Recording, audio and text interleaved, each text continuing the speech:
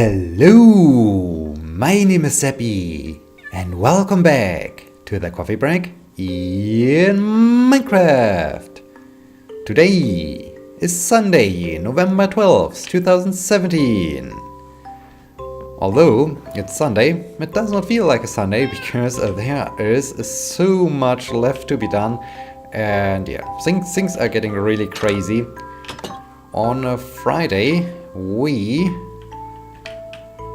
started the experiment. On Friday we started finally our VR experiment, and I'm a little bit concerned about this creeper guy down there.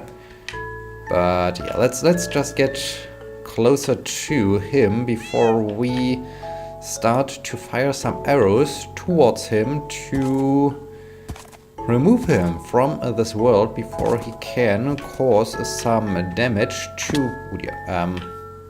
This was perfect. This was absolutely awesome.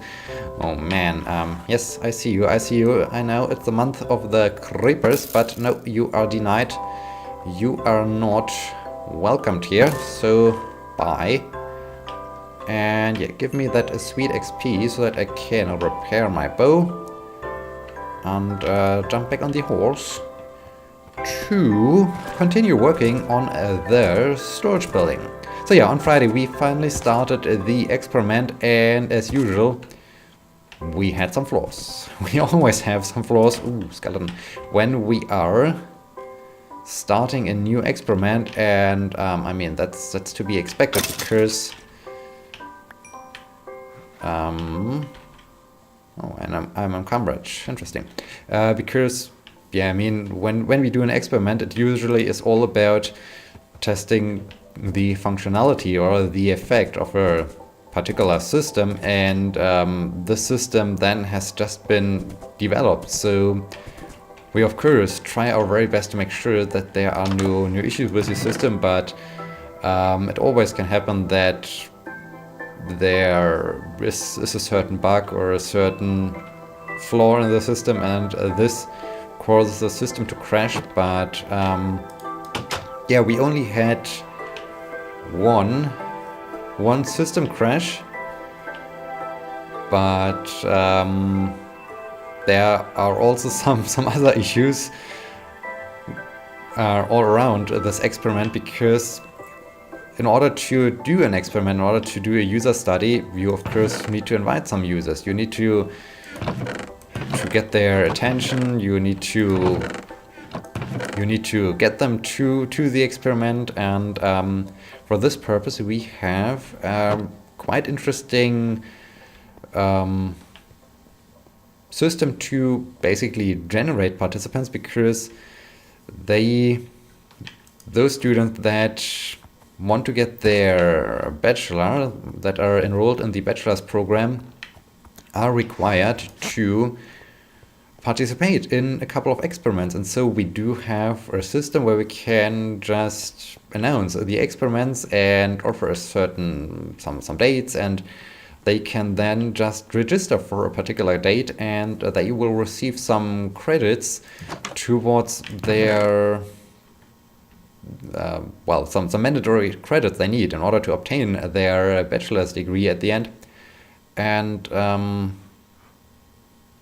yeah, we of course used this system, but you need to communicate where the experiment is taking place, where the lab is. And there are some predefined labs that are used frequently, but since we are in a lab that has not been used frequently, there was no preset for our lab. And I just wrote the location information into the confirmation email the system normally sends to participants that registered.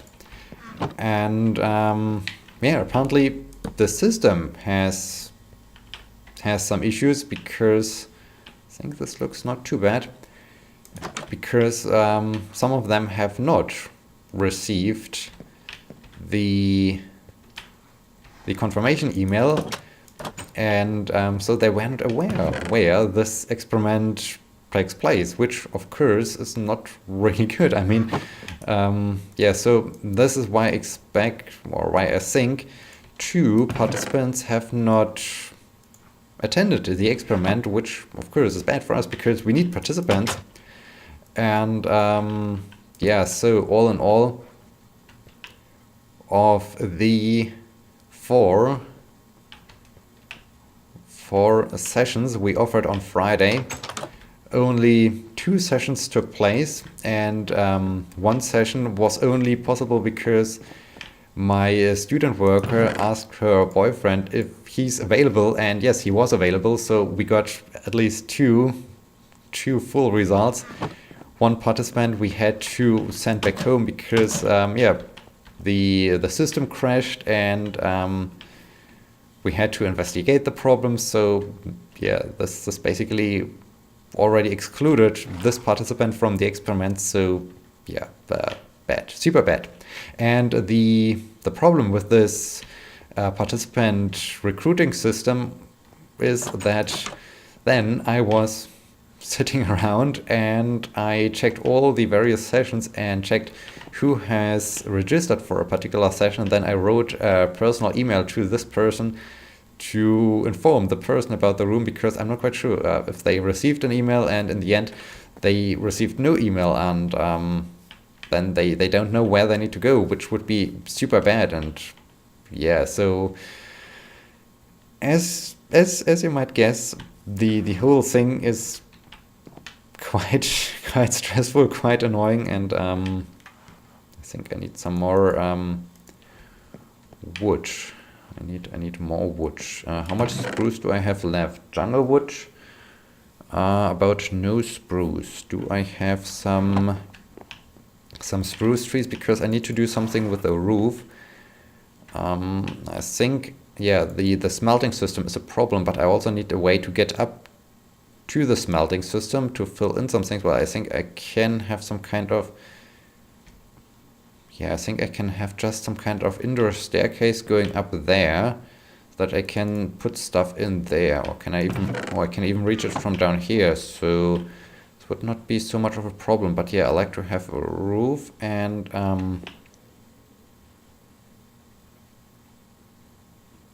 yeah, if I go 1 block away from here, so 1 block to the outside, then I might get high enough to build the roof over the smelting system, which would be good. This means I need more spruce wood. Let's just see what I can do, and I need a preliminary staircase, or maybe just some scaffolding. I don't know if I want to have something in here or not. So let's put this here and there maybe, and like this. Very nice. Okay. So the idea would be to, well, I think I also could have done this from the surface or so. But yeah, let's see if this looks good or bad. And yeah, then last episode I also spoke about the results from the conference where I submitted a paper, and well, I got rejected. Quite unfortunate. Yeah, almost everyone. Okay, no, this is a little bit too low. I think I like to go a little bit higher. This looks bad. I think I need to raise it by 1 basically. Oh, hi. No, this does not look good. I think I like to raise it by 1. This is a little bit too weird, I guess. Yeah, all the other papers also got rejected, and I'm a little bit disappointed because normally when you get a review, you get, well, the reviewers are supposed to provide you with some feedback where you can then see, okay, the problem is here and there, and if I improve this or that, then the paper would be better. But the feedback I received was not good.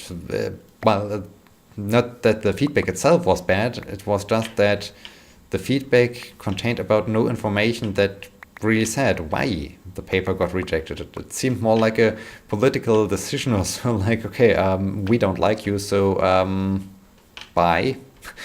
And yeah, this really leaves a little bit a bad impression. But I also got it got confirmed by my colleagues that yeah, they are super weird with their reviews for this particular conference, and that's really a shame that it's like this. I mean, nothing is lost. I mean, I can always resubmit this paper, so the work was not in vain. I can just say, okay, you don't like me, so I submit it somewhere else, and maybe they accept my paper, or they provide me with better feedback so that I can improve this paper, so that someone will finally accept it. And sure, this is a good solution. This is nice, but on the other hand, I'm also a little bit annoyed, disappointed that, I mean, I often try to be not too sure. I was looking forward to this, and I thought, hey, this paper perfectly fits and is in the scope of the conference, of the journal, but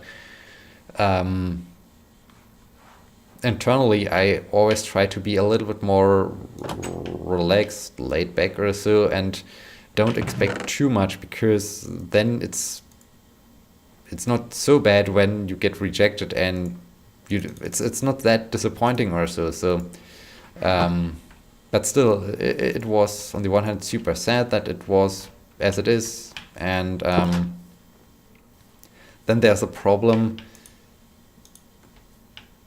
I mean, yes, I can resubmit it, or submit it somewhere else, but the problem then is I have to do it. I mean, if the paper would have just been accepted, then hooray! I mean, I'm done with it. Now I have to refine it again. I have to do some more work. I mean, sure, this is the scientific way. I don't want to complain about it in general, but I hope you understand what I mean. It's like, I just like to have things finished and move on to different things, and not doing it again because some people said, no, we don't like you, so screw you, or so. And yeah, that's science, basically. If you ever wanted to know how science works, now you are aware of it. Science is weird, and yeah. So sure, science is great, but sometimes science also is strange, super strange. So yeah.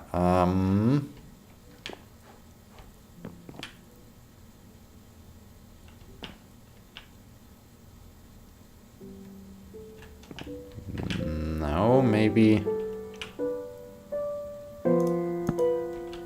if I do this, does it look better? And yeah, this basically sums up the last few days. Super stressful days, being very late at the university to prepare the experiment, to get everything done, and the results of the experiment are in, well, we hope we can submit them for the next call for papers. The deadline is November 22nd. Luckily, it's anywhere on Earth, so this means we in Germany, we have 11 hours more time or so. So it's 23:59 seconds on November 22nd, anywhere on Earth, which means it's something around 1 p.m. or so German time, November 23rd.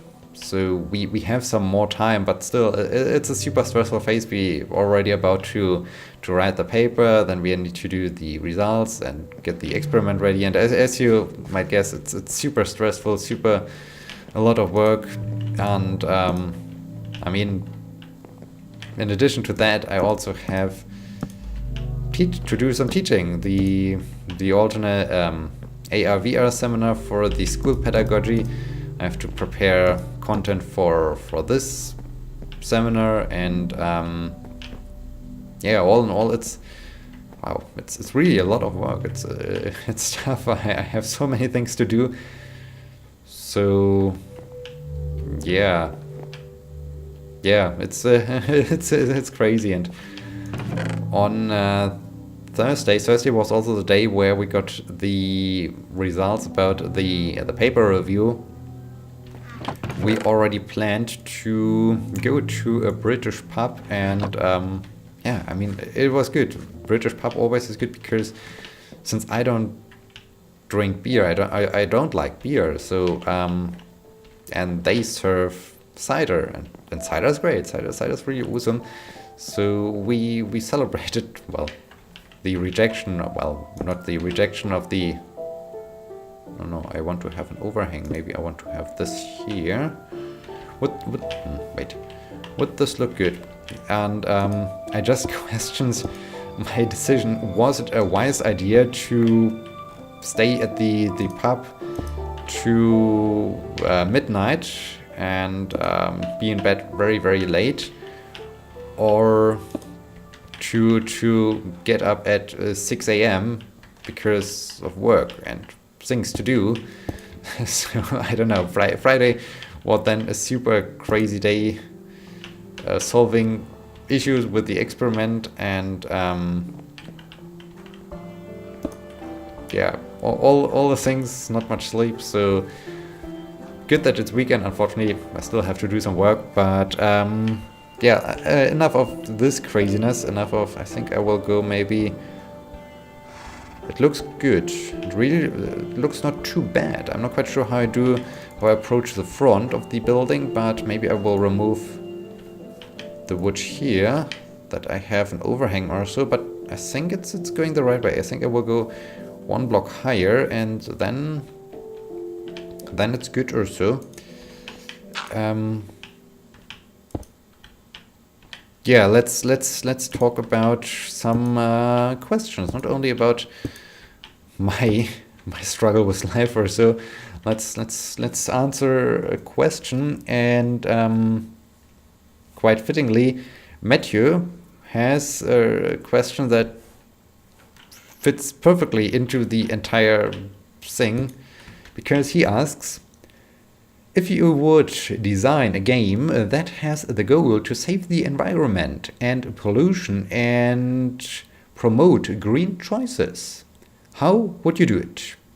How would the game be designed? How would you play it? This is... I really like this question, because this is also the thing I'm thinking about.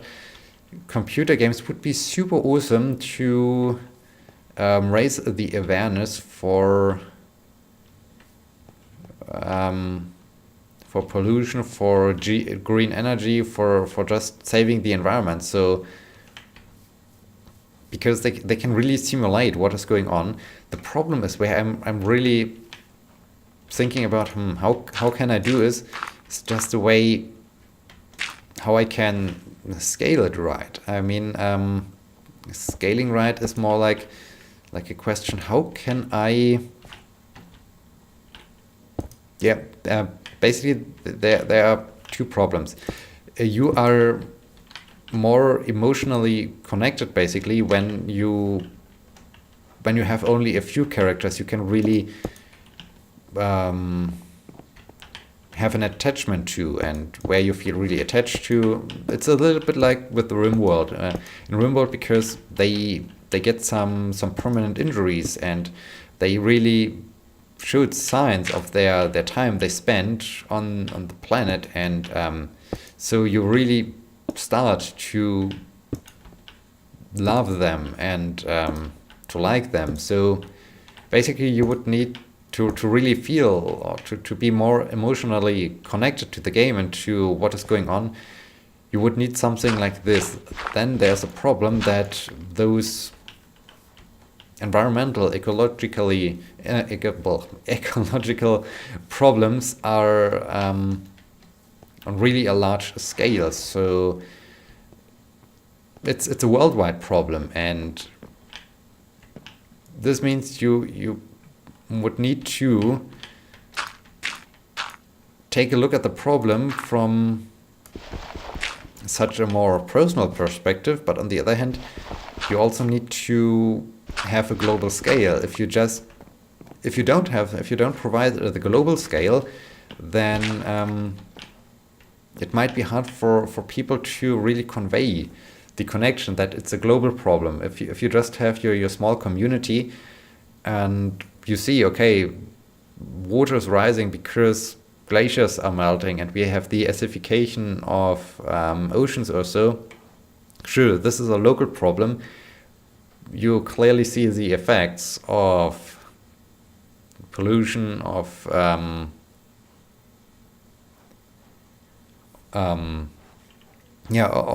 global warming and so on, but you don't see how everything has contributed to it.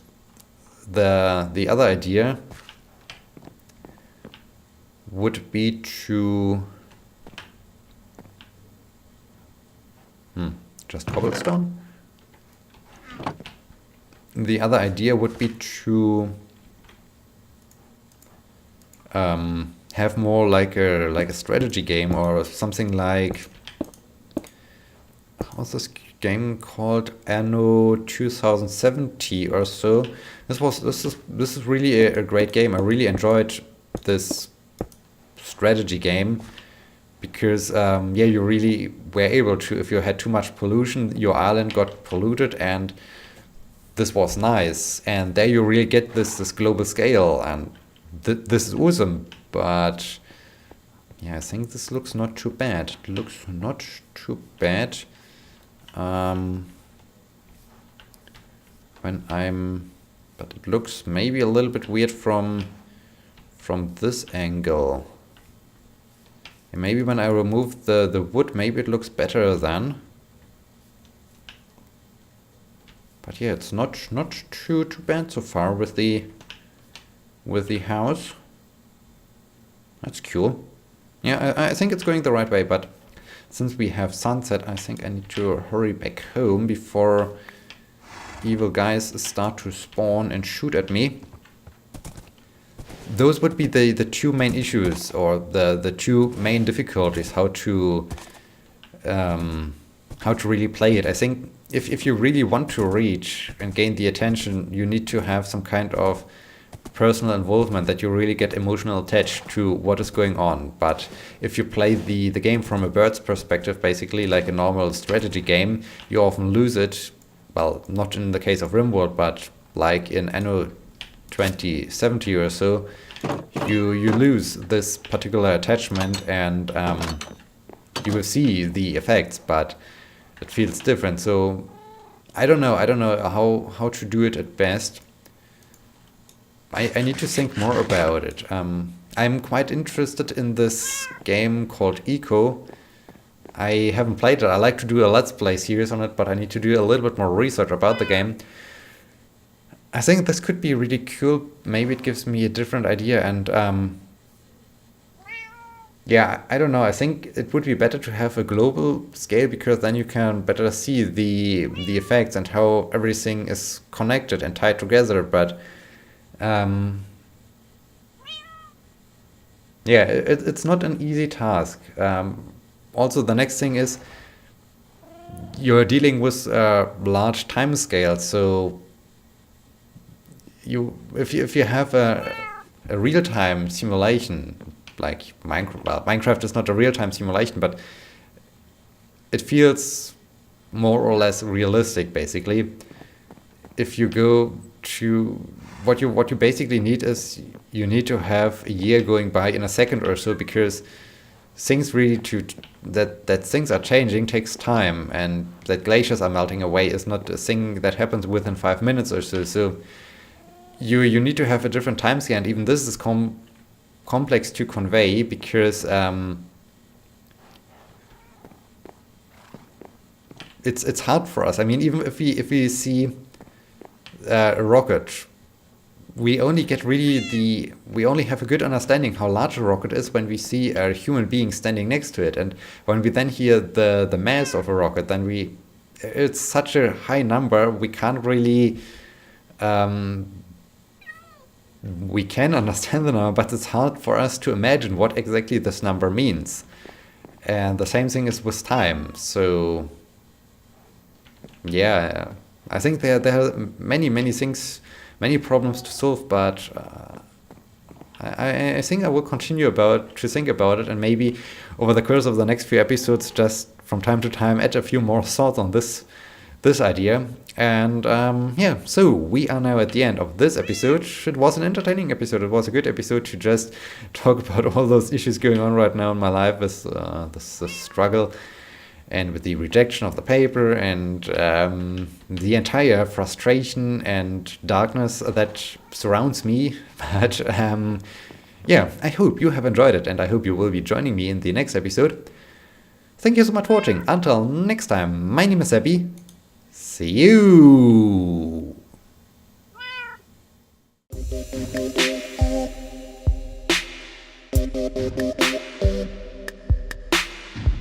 Thank you.